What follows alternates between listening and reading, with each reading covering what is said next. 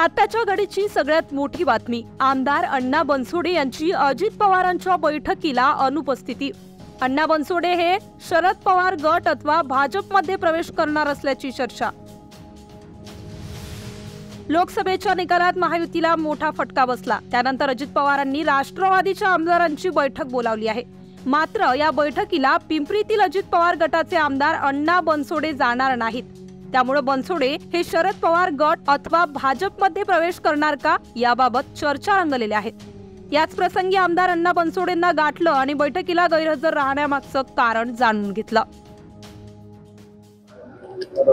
अण्णा, काय सांगाल अजित पवार गटाची आज मुंबईत एक महत्त्वपूर्ण बैठक आहे, तुम्ही त्या ठिकाणी उपस्थित असणं गरजेचं आहे। आज खरं तर मी मुंबईमध्ये बैठकीला जाणार होतो, पण सकाळी माझं काही वैयक्तिक कामासाठी म्हणून मला आज जाता आले नाही। मी न येण्याचं कारण आदरणीय दादा आणि त्यांच्या PS ला सांगितलेलं आहे, त्यामुळं माझ्याबद्दल कुठली शंका घेण्याचं काही कारण नाही।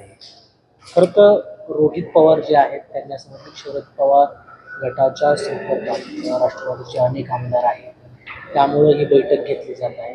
तुम्ही तिथं असणं फार गरजेचं आहे। असं काही नाही, काल परवाच लोकसभेचा निकाल लागलेला आहे।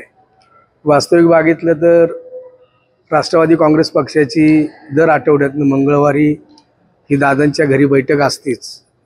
त्या अनुषंगाने काल इलेक्शन झाली आणि त्या निमित्ताने आज आमची ही रेग्युलर बैठक आहे। या बैठकीसाठी जसा रेग्युलर दादांचा फोन येतो तसाच हा फोन आलेला आहे।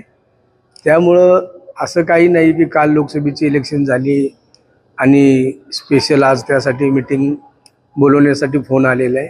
ही रेग्युलर मीटिंग असते, परंतु पण मी काही कामानिमित्त माझं महत्त्वाचं काम असल्यामुळं आजच्या मीटिंगला जाऊ शकलो नाही। मी याची पूर्वकल्पना त्यांना दिलेली आहे। आगामी काळात नेमकी तुमची भूमिका काय असणार आहे, कारण हालचाली खूप वाढलेल्या आहेत। हालचाली कितीही वाढल्या जरी असल्या, आगामी काळात आणि मागील काळातही मी दादासोबतच राहिलेलो आहे। उद्याही मी दादासोबत असणार आहे, आजही मी दादासोबत आहे आणि दादा जो निर्णय घेतील त्यांच्या निर्णयासोबत मी असणार आहे।